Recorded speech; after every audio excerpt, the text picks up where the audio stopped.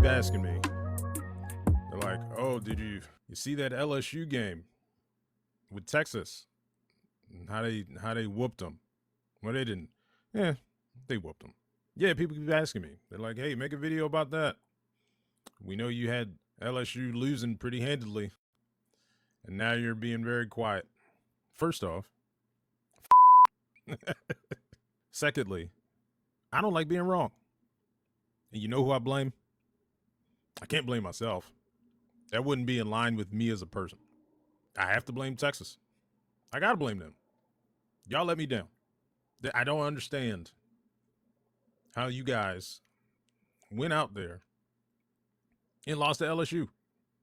Rory Harmon, you had 2 points, bro. I'm going around telling people you were the greatest thing since sliced college bread. You had 2 points. And now we got to listen to Kim Mulkey and her team talk shit until y'all have to play them again in February. And I tell you right now, y'all let me down in February. I'm just going to be very angry. I'm going to be pissed. Texas played down to the level of competition. I'll say that. There's no reason LSU should have even been in that ball game. You guys were undefeated and ranked number 2 for a reason. You guys played against a team that has been essentially beaten up on preschools all year. And then y'all decide not to show up. Y'all made me look stupid. I don't like looking stupid, ever. Hats off to LSU. You guys won. Congratulations. Y'all still got to, who they got to play next? I think they play Oklahoma next. And I like Oklahoma. Can Oklahoma beat LSU? Yeah, it's possible. But I don't even want to root for Oklahoma. I don't want to jinx them. I feel like if I root for them, they're going to lose. So I hope LSU wins. There you go. Did that sound authentic? Did that sound real? Now, another thing I wanted to talk about, because I'm not spending too much time on that. Y'all won. Yeah. Funny. I want to talk about Unrivaled again. I have a lot of strong opinions and feelings about Unrivaled and the WNBA and how things are shaking out with their negotiations. Let me just say first and foremost, I like Unrivaled. I like the product. I think it's fun. A couple issues I have. I don't like the fact that they redraft every year. I don't like that. That takes away from like team loyalty. Like people want to go and buy a jersey of their favorite player, but like next year they could be on a completely different team. And yeah, I understand that trades happen in regular basketball. But the possibility of your favorite player being on a different team every year just kind of sucks, I think.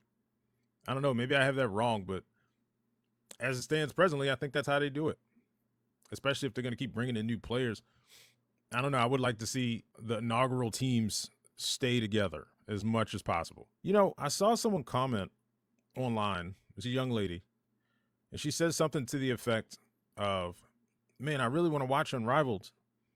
But last year with HBO Max, I could watch it with the standard plan, and now I have to like get an upgraded plan in order to watch it. Now, I don't know whose fault that is. I don't. I know it doesn't make for an easy like watching experience. I mean, when I say stuff like this, there's always that person that's like, well, I own all of those. Well, I'm not talking to you, bro. I'm talking to the layperson. Not the layperson. The normal person who doesn't want to spend extra money on another upgraded streaming service. Like we all have like 5 to 6. I mean, I own all of them, but it's just because I need it for work.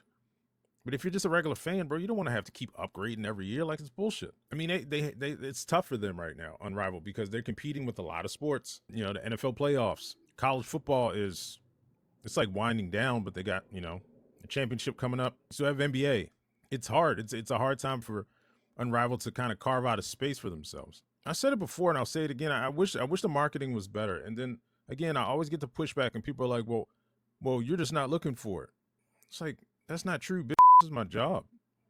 Like I like basketball, period. I like women's basketball. I want to watch it, but I think they focus too much. Not this is a bad thing, but I think they focus too much on like cool clips for social media.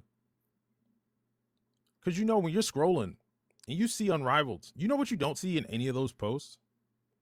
The game times. when the games are going to be on and what channels.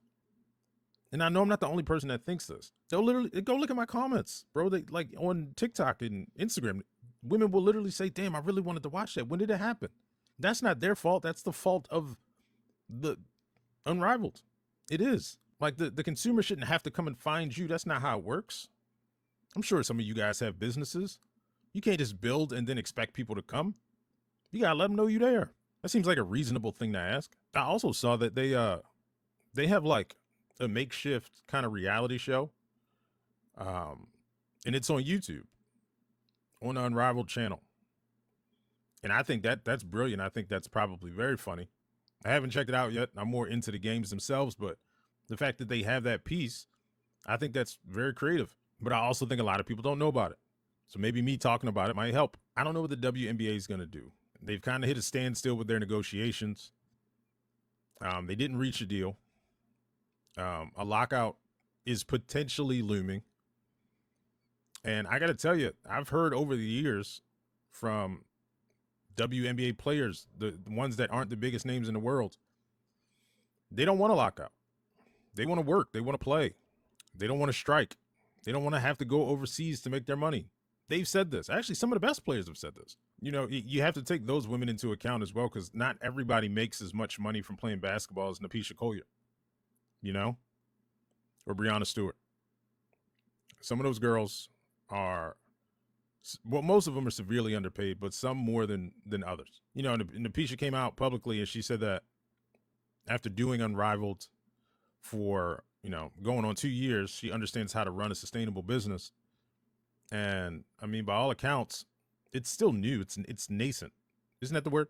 It's nascent. So you don't know that yet. And I'm not even going to talk about the viewership decline that has happened from the inaugural season to now. It's not that it's irrelevant. It's not really what I want to talk about right now. I think the product is good. I think they need to get it in front of more people. I think a lot of people forget that the NBA owns such a large portion of the WNBA. And I went and looked at some of what the players for the WNBA have been asking for. And these things, they go hand in hand, because if it looks like things might crumble with the WNBA, that opens a huge lane for Unrivaled, but it's still only 3v3. The WNBA in the negotiations, from what I read, offered max salaries around like 1.2 to maybe like 2 million. You know, for obviously for like the best players. And then like median salaries were going to be around somewhere around like 500,000. And then like starting salaries are going to be around like 250,000. I think I have that correct. The WNBA also was only offering, from what I read, somewhere around like maybe 9 to 15% of revenue. The players are now asking for somewhere around like 30, which they say puts them more in line with what the NBA makes, which is around like 50%. Listen, I want them to get that. I do.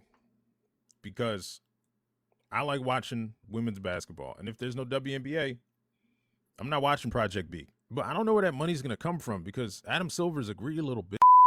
And like I said, the NBA owns a significant portion of the WNBA. So for him to be okay with that new proposed revenue share, he's going to have to essentially not be the guy that he's always been, which is a greedy, grubby little Nosferatu clone. If there is in fact a lockout or a strike, when's the next time we're going to get to see Angel Reese or Caitlin Clark play basketball? Like, when would they play again? Because Caitlin Clark has made it very clear that she only wants to focus on the WNBA, which, I mean, makes sense. She's all about legacy and stuff. I mean, I get it. I mean, if I want to hoop, I'm going to hoop, but I understand to a degree. Angel Reese has so many other cool things going on. She's so diversified now. You know, I'm sure she would love to play basketball, but she's also not starving for it like some of the other players are. She doesn't need it as much, right? So when are we going to see them again? Who knows? What does this look like moving forward? Yeah, I don't know. The thing that I keep saying that people don't like to hear, but it's just the truth.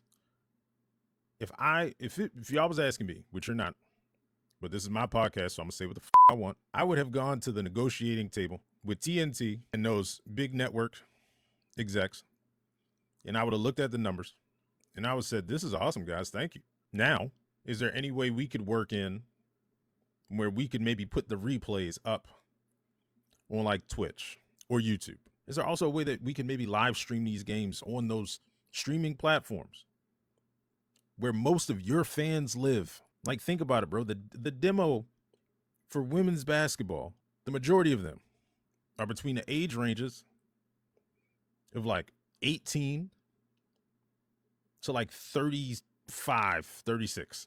Where do those people live? Scrolling on their phones.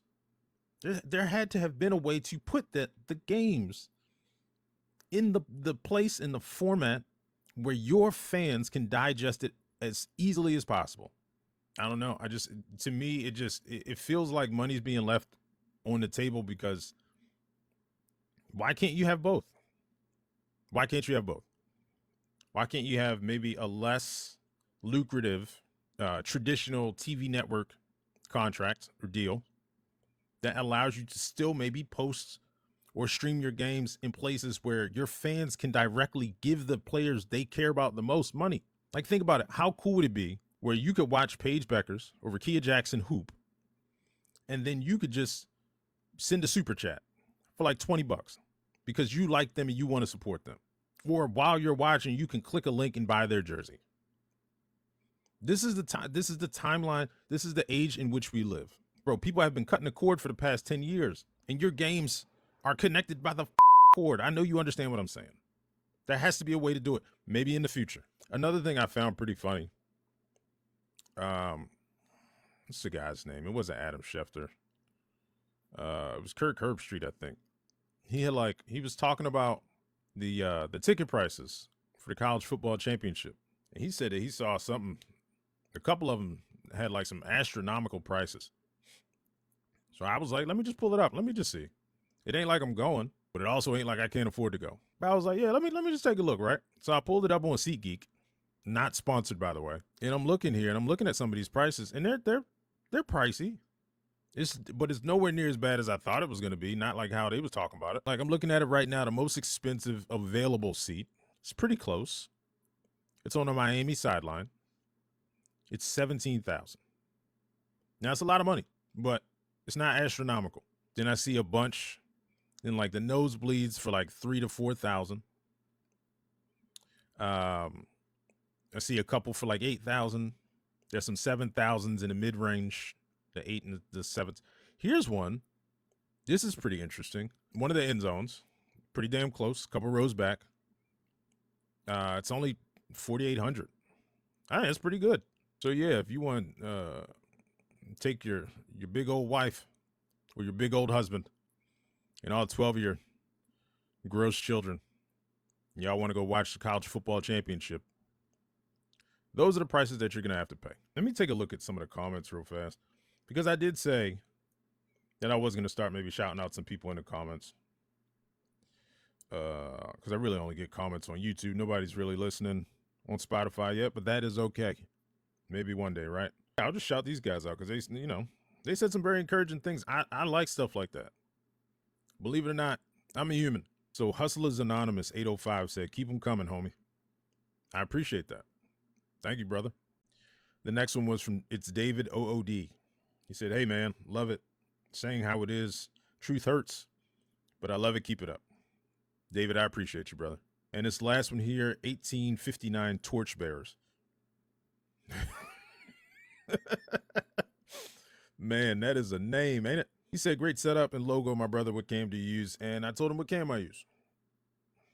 Just the OBS bot too. I'll upgrade that later. I bought a Sony mirrorless cam not too long ago, but I don't know. It made the process more difficult than it needed to be, because I'm not about making my job harder. I'm lazy. That's why I'm doing this. I think smarter, not harder.